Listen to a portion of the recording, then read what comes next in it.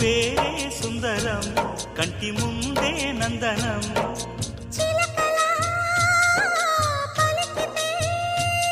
ఉండిపోరా సంబరం ఉండే కాదా మందిరం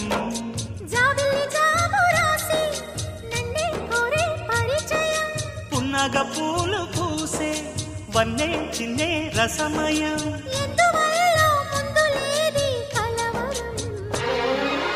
అగిరి పడిన పెదవికేంటి అర్థం